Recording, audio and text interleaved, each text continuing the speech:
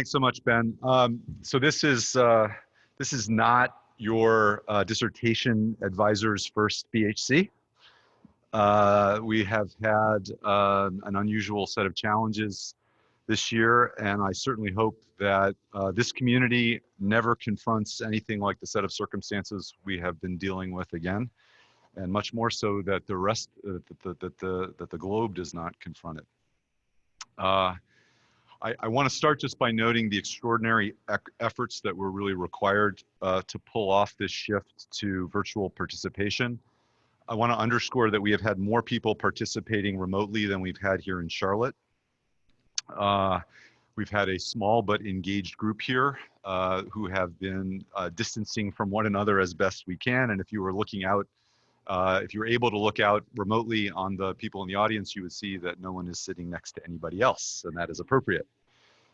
We have hand sanitizer all over the place. I want to just express my gratitude, though, to several people who really, whose work was just absolutely indispensable to making this happen. That includes the local arrangements chair, Mark Wilson, the program committee, Xavier Duran, Christina Lubinsky, Fahad Bashara, and especially Alexia Yates and program chair Benjamin Waterhouse. Alexia and Ben have been here throughout the conference, scurrying around, making sure that these sessions actually come off with remote access. I want to thank Roger Horowitz, who is not yet with us because he is still, I think, handling transactions around the book auction, in which everyone handled the books with gloves, I will note. And I want to thank as well two people who are not here, but without whose work there is just no way that we would have been able to pull this off at all. Shane Hamilton and Paula de la Cruz Fernandez, who transformed the BHC website. They were the ones really who were building the plane while we were flying it. And just so grateful to them for getting the website up and running so that we could have the Zoom links that we've had, and also putting up the user guide that I hope several of you found helpful. It was a great introduction to Zoom. Last thought before I pitch into the address. I think we've learned a lot about possibilities for integrating mechanisms of online interaction into BHC activities. We had a trustees meeting, for example, in which we had more people participating remotely than we did in the room. And I just think we're going to need to think carefully about how we can take advantage of this going forward, even after the point at which we don't need to respond to a global pandemic. All right, so let me turn to the prospects for collaborative research in business history. So this is the 67th annual meeting of the Business History Conference, and also the 50th, 50th, since the organization elected officers and made a presidential address part of the gathering. That latter milestone calls for at least some reflection about how much the world of business, the field of business history, and the BHC has changed since 1971. And so I'm going to begin these remarks with some brief observations about interrelated changes in each of these three domains. But I will then shift my focus to a key dimension of continuity in business history: how we tend to organize research projects and how we tend to do our teaching. For all the novel questions that we now collectively pose, all the new methods that we've borrowed from cognate disciplines, and all of the many ways that this scholarly society now operates more ambitiously and more inclusively, we still primarily do our most important work as sole proprietors, and occasionally as members of short-lived partnerships. In line with this year's conference theme, Collaboration in Business and Business History, I'd like to invite you to consider the potential payoffs of expanding the contexts in which we work together with colleagues from cognate fields and with our students. A growing number of us are already moving in this direction, so we have a platform on which to build. First, let's cast our eyes back a full 5 decades. In 1971, a few of you, and here I'm talking not just about the people in the room, also the people listening online, a few of you were already engaged in historical scholarship and perhaps even attended the 1971 BHC annual meeting. Some of you were in secondary school or at a university. More than half of you, I'm sure, weren't yet alive. In the first half of that year, I was 5 years old, having recently moved with my family from New York City to Louisville, Kentucky. That move, incidentally, was motivated by two intersecting changes then roiling the American business environment. Amid growing skepticism about the advantages of the conglomerate, a much smaller number of corporations needed legal counsel with expertise in overseeing mergers of unrelated companies. And with evidence mounting that tobacco use had devastating impacts on health, tobacco manufacturers redirected their in-house lawyers to focus on defending a burgeoning set of tobacco liability lawsuits.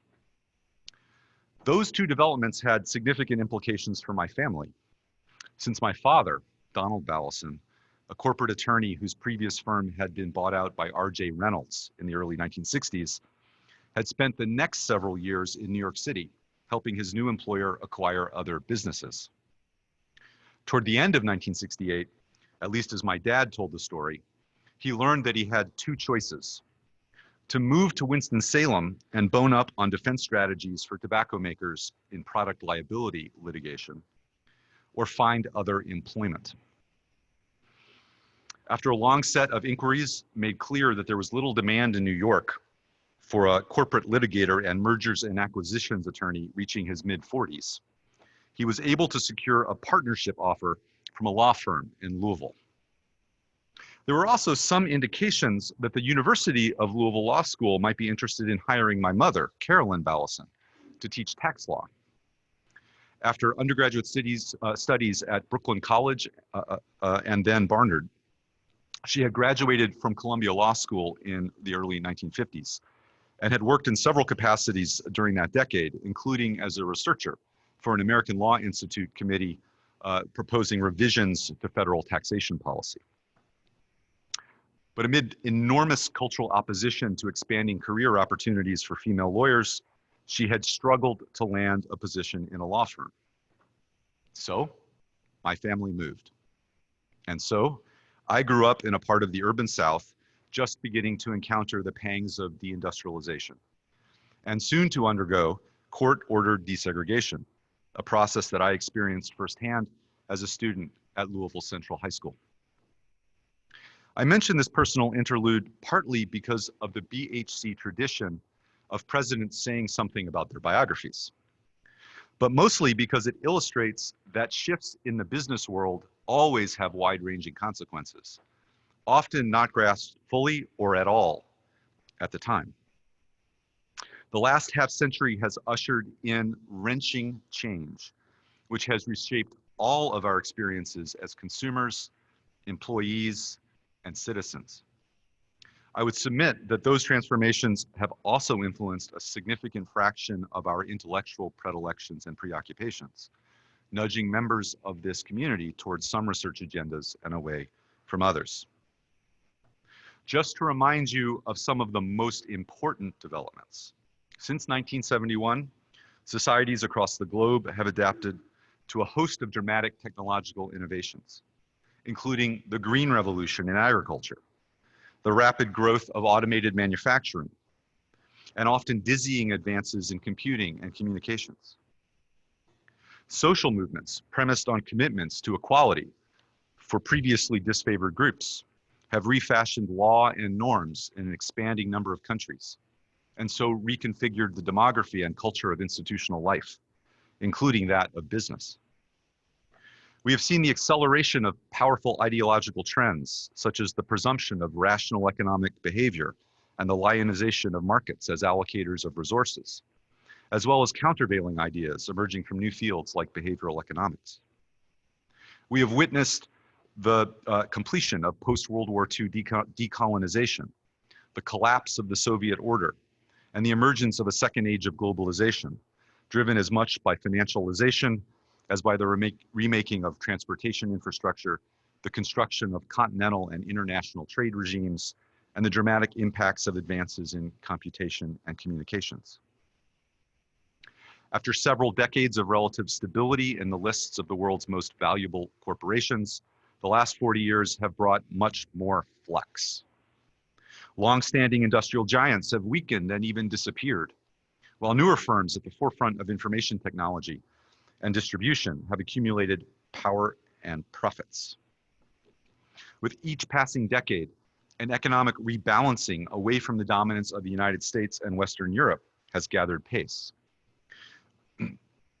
with firms, workers, and consumers in China and India the major beneficiaries.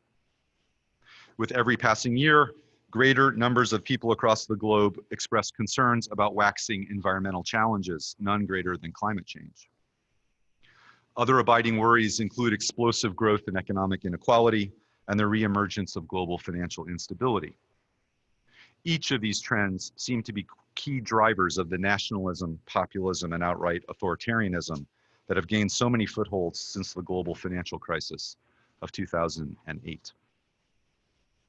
These interconnected transformations have both directly prompted extensive research undertakings by business historians and indirectly influenced a wider set of research agendas about the much deeper past. Addresses by BHC presidents suggest the intellectual shadow cast by the dominant events and historical processes of the last half-century. Their topics over the past 2 decades have included the importance of understanding the accelerating processes of globalization, the bases of creating sustainable profits, a key element of waxing economic inequality since the 1970s, the value of exploring business failures, arguably an outgrowth of heightened financial instability, the implications of gender as a category of analysis for business history, and the significance of cultural, political, and policy responses to financial crises. At the moment, as we all scour news reports for the unfolding dynamics and economic effects of the COVID-19 global pandemic, it is not hard to envisage that at some point in the next decade, we will see a BHC president focus on the connections among business, the environment, and health, or perhaps the post-1980 construction of global value chains and just-in-time approaches to inventory management. Here's one way to conceptualize the key shifts in our field over the past half-century. One can think about business history across 3 intersecting axes. And for those in the room, you can also look at the other side of your sheet if you like. So the first of these axes involves the scale of business activity, which extends from the most micro, an individual actor in some enterprise, or perhaps rather a very small family firm, all the way to the most macro, the business environment of an entire society, or perhaps the globe.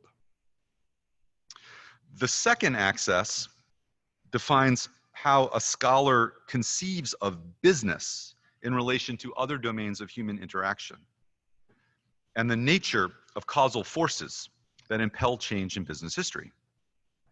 Here, the continuum ranges from a more internalist view to a more externalist one. For business historians who adopt a more internalist posture, the key questions address the inner workings of firms, the ability of managers to use information generated by internal functions and modes of accounting to adjust firm direction, and the manner in which those enterprises relate to technological developments, markets, and other firms. Accordingly, the key methodological touchstones for these scholars often lie in economic analysis, since widespread changes in corporate strategy generally reflect perceptions about economic imperatives. For those who adopt more of an externalist view, many other questions deserve attention, whether about the political, social, and cultural ramifications of business activity, or the impact of policy, social dynamics, and cultural transformations on the structure and purposes of business enterprise. The third axis, in this way of apportioning the conceptual space of business history identifies geographic reach. Does a scholar seek to understand business in an intensively local context, or move out to a regional, national, continental, transoceanic, or even global view?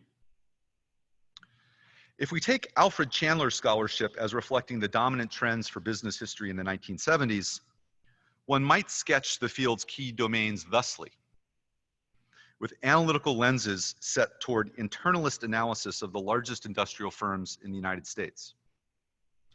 Let's consider for a second the index in Chandler's influential 1977 book, The Visible Hand, The Managerial Revolution in American Business. And I do mean influential. It has over 14,000 citations on Google Scholar, and they're still toting up. That index provides scores of entries for specific corporations that came to adapt the complex decentralized modes of management and the integration of supply, manufacturing, and distribution. But the index contains no entries for entire swaths of business-related public policies, such as antitrust or taxation. Just a couple of references to World Wars I and II, and guidance to a few pages that discuss Europe. No entries for South America, Central America, Africa, or Asia. Of course, there was scholarship in business history during the 1970s and earlier that tackled other sorts of topics and problems. Indeed, in The Visible Hand, Chandler provided some important analysis about smaller scale and family-run firms, the traditional enterprise that the modern industrial corporation would supplant after the mid-19th century. Since the 1970s, a much greater number of business historians have ventured leftward and rightward along the scale axis, often investigating small businesses as well as business networks, and even more diffuse but broader business environments. They have traversed up the vertical axis, more frequently examining the impact of modern capitalism on the world beyond business, narrowly construed, as well as the role of political economy, society, and culture in constituting and transforming business enterprise, including state-owned and non-profit enterprise. They have extended their geographic reach, researching a much larger array of firms, whether operating locally or at global scale, with a much larger fraction originating in what we now think of as the global South. This topical expansion has left an appreciable footprint in BHC annual meeting programs. Since the BHC now has archived those programs on its website, one can scrape paper titles and input them into a database. After removal of a host of common stop words, along with place names, chronologically based terms, and some other terms like business that offer little insight about analytical approach, one can generate word clouds that suggest collective thematic focus. For those in the room, on your seats, you may have already picked them up. You will have found a sheet with a pair of such word clouds. For those online, you can now see them on the screen. The image on the left showing the most common thematic words in BHC conference paper titles from 2000 to 2009, and the image on the right showing the same over the subsequent decade. I'm going to pause for a minute so that you can actually just have a look at this pair of images and just think about what pops out as what seem to be changes from the one decade to the next.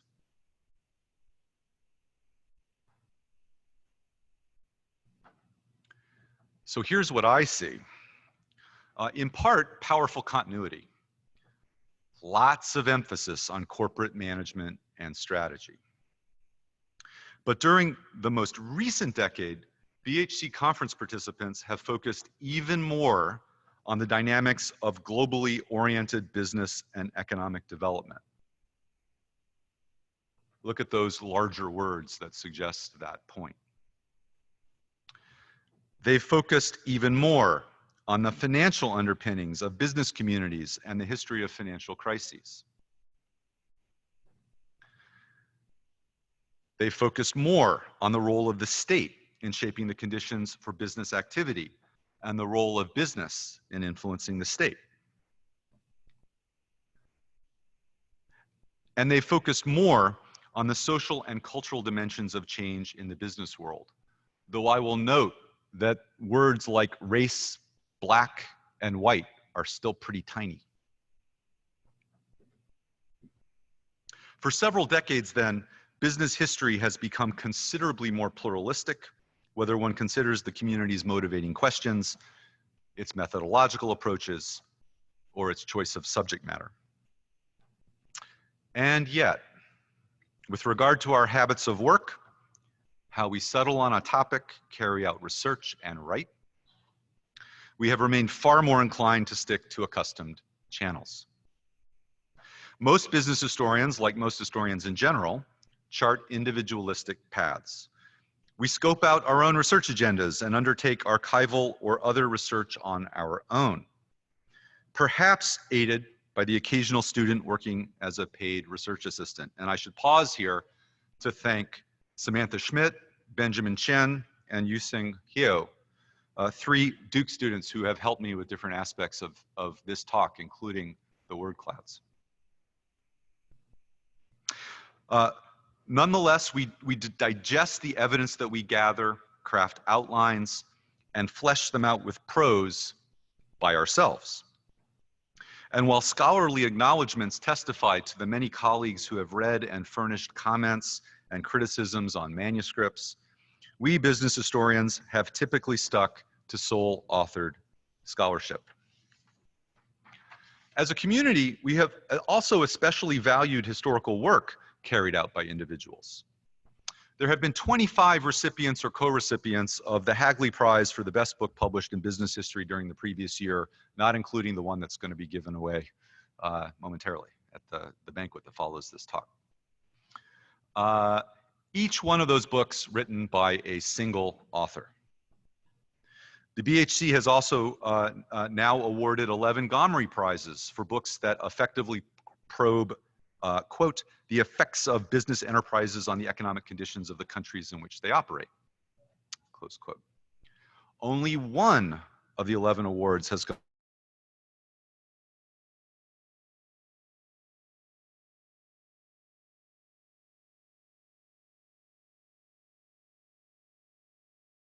articles written by a single person. Historians of business tend to go it alone, I think, for several reasons. Our introductions to historical research and writing at both the undergraduate and graduate levels ask students to work on their own, and indeed often prohibit the sharing of key tasks. For scholars working within the academy, and especially within history departments in the United States, prevailing rubrics for assessing promotion also create powerful incentives to stay within the solitary lane. The path to tenure as a historian in a US university still runs through the peer-reviewed, single-authored monograph. The same goes for the road to full professor. Business historians, of course, collaborate in many contexts and have done so for decades. Every year, the field produces a few edited volumes and a special journal issue or two that examine some cross-cutting theme. These undertakings reflect significant coordination as the typical co-editors secure funding, identify contributors, and often hold a conference for discussion and feedback on draft essays, and then they put the whole thing together. Indeed, the University of Pennsylvania Press now publishes a book series of edited volumes that emerge out of an annual fall conference at the Hagley Museum and Library, in which participants examine some cultural lens on the business world. Business historians also work together to organize and oversee monographic book series with academic presses. At educational institutions with a particular commitment to business history, such as the Harvard Business School or the Copenhagen Business School, our colleagues run regular seminars and research centers that bring scholars together to discuss work in progress. As with any scholarly society rooted at the juncture of the social sciences and the humanities, we have no more far-reaching and complex collaboration than the annual meeting. Every year, this undertaking requires scores of hours of collective work and coordination by the program committee, BHC officers and staff, doctoral colloquium faculty, trustees, and prize and other committees, as well as panel chairs and commentators. And as I've already mentioned, this year, because of the rapidly shifting policy responses to the novel coronavirus pandemic, there has been an especially challenging collective lift. In the past 20 years, moreover, the frequency with which business historians collaborate around longer-term research endeavors has also increased. Between 2000 and 2009, more than 3 of 4 articles published in the 3 main business history journals remained sole authored. In Business History Review, that figure exceeded 4 in 5. In Enterprise and Society, nearly 9 in 10. Business History selected a significantly higher fraction of multi-authored research, nearly 40%. During the most recent decade, each of these journals has published a significantly greater proportion of research undertaken and authored by more than one person. Between 2010 and 2019, the percentage of articles with more than one author increased to 17% in Enterprise and Society, 34% in Business History Review, and now a full 50% in Business History. Aggregating the data, 2 in 5 articles had co-authors. In addition, the frequency of articles with more than 2 co-authors also increased significantly, from just 5% of all articles in the 3 journals in the 2000s to 13% of all articles in the 2010s. Intriguingly, there also has been a noticeable change with regard to article length collaborative research receiving commendation for excellence from the BHC. During the era of the Newcomen Prize, awarded from 1992 to 1999 to the best paper presented at the BHC annual meeting, only 1 of 8 prizes went to a jointly written paper. And in the first dozen years of the current Scranton Prize for the best article in Enterprise and Society, every recipient was a single scholar. Since 2013, however, 6 of 8 Scranton Prizes have gone to articles with co-authors. One can also point to a number of multi-year research projects in business history that involve even more expansive collaboration, incorporating multiple faculty members, sometimes postdocs, and often graduate students, sometimes even undergraduates. At the Harvard Business School, for example, Jeff Jones and Tarun Khanna oversee the Creating Emerging Markets project. Jones articulated the case for this undertaking nearly 2 decades ago in his 2002 BHC presidential address, noting that in most emerging economies, there was scant archival materials providing evidence about the origin, evolution, and growth of key local firms. Business tended not to keep such records, and government archives often provided spotty coverage at best. To address this situation, Jones proposed a systematic attempt to conduct oral histories with entrepreneurs from the global South. Since 2007, and through a couple of different organizational models, Creating Emerging Markets has completed 140 interviews of business executives and leaders at business-affiliated non-governmental organizations from across Latin America, Africa, the Middle East, and Asia. Most interviewees reflect on several decades of experience, discussing the challenges that business environments posed and how they settled on entrepreneurial strategies to deal with those challenges. Transcripts of the interviews, along with biographical sketches and firm or organizational overviews, are either posted online or available to researchers on request. The project has drawn on the networks, research, and interviewing skills of more than 20 Harvard faculty in HBS and across the university, as well as HBS postdocs and scholars based elsewhere. Creating Emerging Markets stands out in 3 interrelated respects: degree of ambition, longevity, and the capacity to draw on the resources of the Harvard Business School. But scholars elsewhere have tapped larger scale grants, typically from government research agencies, to support multi-year, multi-scholar research in business history. A few further illustrations suggest the sort of team-based research that is starting to become more common.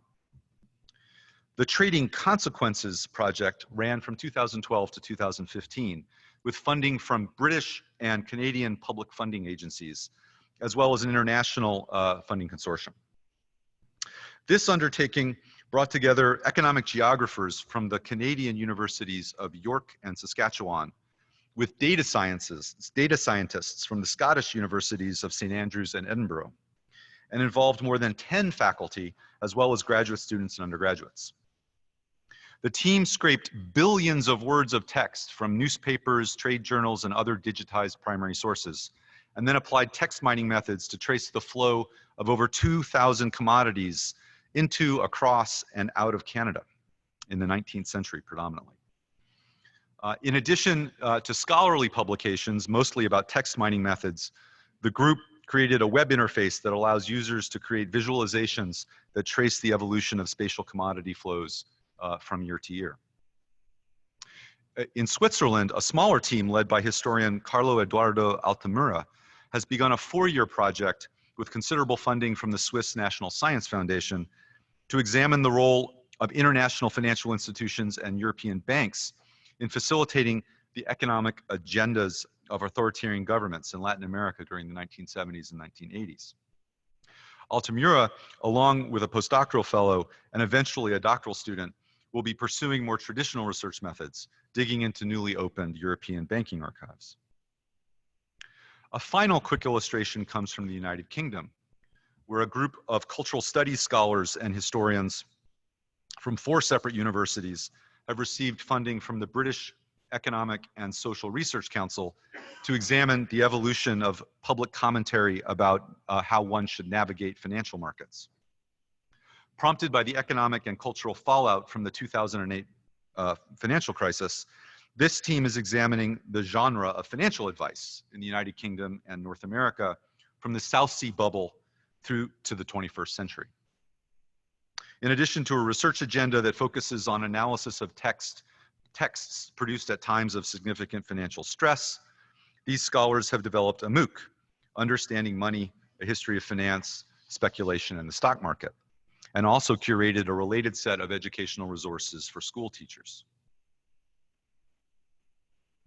One could multiply such examples, whether from current studies being funded by national research agencies in Japan, Germany, France, Latin American countries, or elsewhere. Collaborative research about the history of business then is on the rise. And it shows particular promise with regard to the kind of research that I described just now. First, exploration of entrepreneurial action, the transmission of business culture, or the influence of political economy on the business environment, especially across the boundaries of political sovereignty and language, where one cannot expect a single scholar to develop expertise in so many different contexts. Second, the creation of crucial new sources of important evidence about one or another domain of business history through oral history, where teams are so well suited to selecting interviewees, completing background research, conducting interviews, and making the documentary record available. And third, the use of data science techniques to probe truly enormous masses of historical evidence, where business historians would do well to work closely with statisticians, computer scientists, and applied mathematicians. These research arenas I wish to highlight significantly overlap with the expansion of topics in business history that we have seen over the past 2 to 3 decades. We should remain mindful, however, that collaborative research in business history has gained most purchase among scholars working in institutional contexts, especially conducive to team-based research. That is, academics working in business schools or economics departments. Let's return for a moment to multi-authored articles in the 3 major business history journals since 2000 and consider who engages in this sort of research. On the basis of a sample of those articles, these are jointly authored essays published in 2002, 2006, 2010, 2014, and 2018. Just under 40% of those jointly authored essays included at least one author with a faculty appointment in a history department, while nearly 2/3 had at least one author with a faculty position in a business school.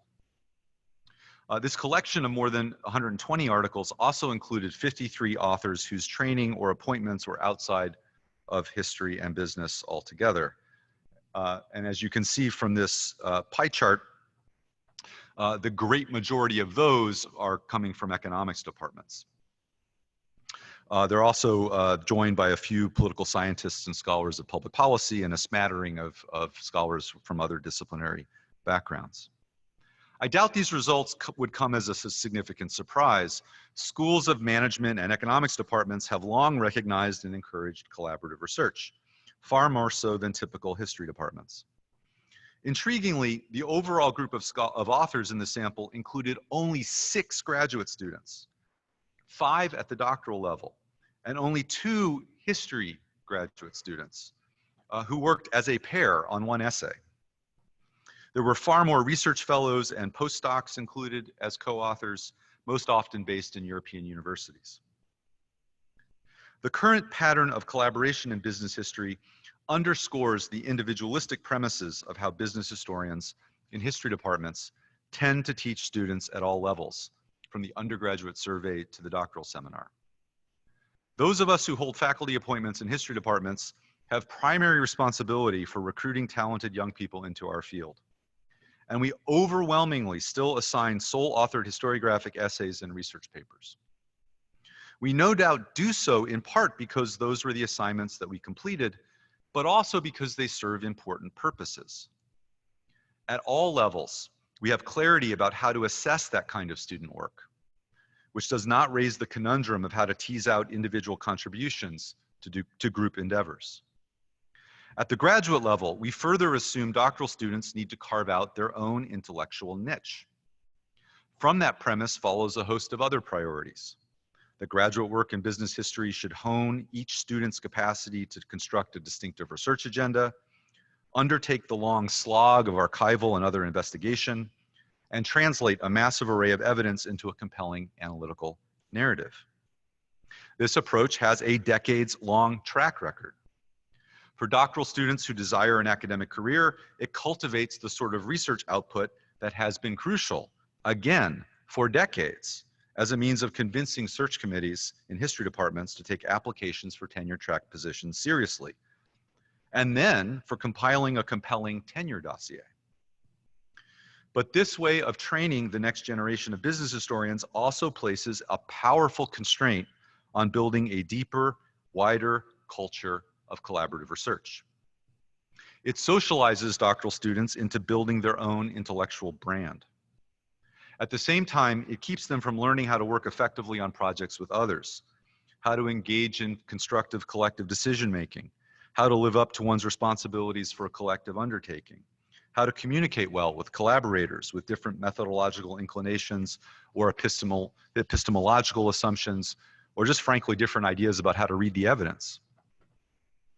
Sustained experience of this sort generates an ever more useful set of skills within academia and stand out as absolutely essential to the achievement of fulfilling career trajectories outside academia. What then to do?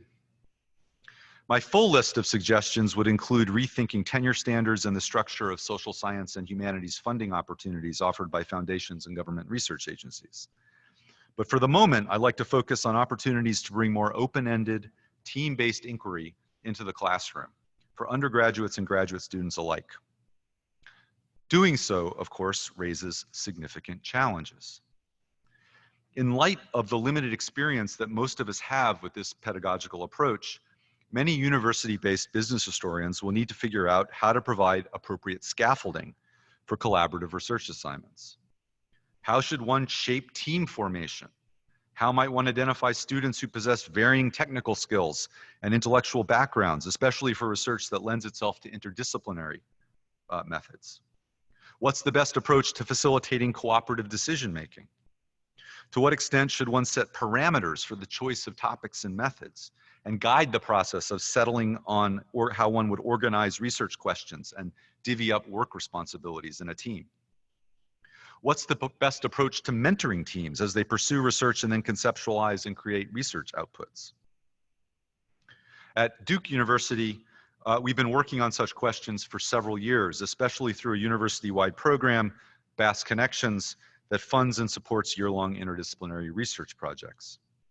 The teams in this program bring together faculty, graduate and professional students, and undergraduates, often in partnership with entities outside the university, such as community organizations, government agencies, and firms.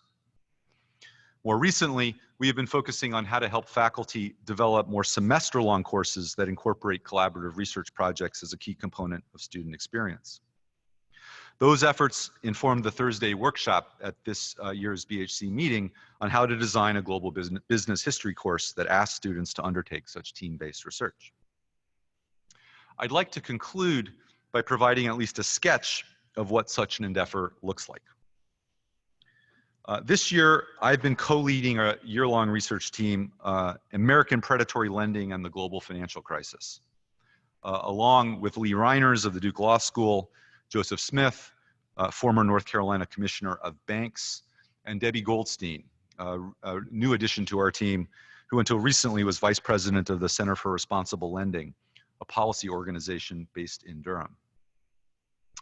Our team consists also of 12 undergraduates with majors or intended majors that range from history, public policy, economics, philosophy, and sociology to statistics, computer science, and electrical and computer engineering. We also have 5 graduate and professional students. They're pursuing degrees in public policy, business administration, law, interdisciplinary data science, and history. With a few exceptions, the students are participating for course credit. You can see most of our group here during one of our weekly team meetings. Our research has investigated the residential mortgage market in North Carolina during the run-up to the financial crisis through 2 primary streams. One sub-team has been analyzing a range of statistical data sets about mortgage activity in the 2000s, including the disposition of applications for different types of loans, loan delinquencies, and enforcement actions by the state government against mortgage brokers deemed to have violated relevant state regulations. A second sub-team has been preparing for and conducting oral histories with individuals who have helped to shape the state level policy environment for residential mortgage lending in North Carolina. Chiefly former members of the state legislature who passed relevant statutes like the 1999 Anti-Predatory Lending Act, representatives of the banking industry and consumer-focused NGOs who helped to shape that legislation, and state-level regulators. The team will continue next year with a few returning and many new students with equally diverse intellectual interests. In addition to digging in more deeply to regional variations in the North Carolina mortgage data, we intend, if we can, to expand our interviews to North Carolina mortgage brokers, real estate appraisers, and borrowers. Other goals include probing the market dynamics in states like Florida and Arizona that experienced more pronounced housing booms and busts, conducting oral histories of policy protagonists in those states, and developing a set of historically informed policy recommendations. We will be showcasing all of this work on a website, though I suspect that more traditional scholarly publications will also emerge from our efforts, in each case with multiple co-authors. The specific configurations of this year-long research team will not work so easily in other universities. Duke has developed a robust infrastructure to facilitate such teams, including assistance with connecting faculty around team ideas, peer review of proposed teams, mechanisms for matching students to specific projects, onboarding of faculty leads, training for graduate student project managers, and much else besides, including, not least of which is funding to facilitate research. But I urge my fellow business historians who have faculty positions to give some thought about how to build collaborative research into their core teaching responsibilities. Keep in mind that we have comparative advantage in thinking about the nature and evolution of organizational innovation, since we study and write about it in so many historical contexts. How might we fold a team-based research project into an undergraduate course offering? How might we design doctoral seminars around truly collaborative work, rather than just shared secondary readings or discussion of individual research paper drafts? Where might we find opportunities to collaborate with students on intensive research that leads to co-authorship with them? With regard to this last query, Any effort by historians to engage in sophisticated text mining or other techniques of data science will benefit hugely from interdisciplinary partnerships. Even undergraduates these days have a great deal to offer us here. If enough of us with faculty positions think deeply about these questions and figure out how to meld at least some of our teaching and research around a collaborative framework, I am convinced our field will greatly benefit. Collectively, we will have greater capacity to take advantage of larger scale grant opportunities and tackle important research frontiers. We will recognize more opportunities to join forces with faculty from other disciplines. And we will be more effective in bringing our expertise to bear on debates that matter outside of our field.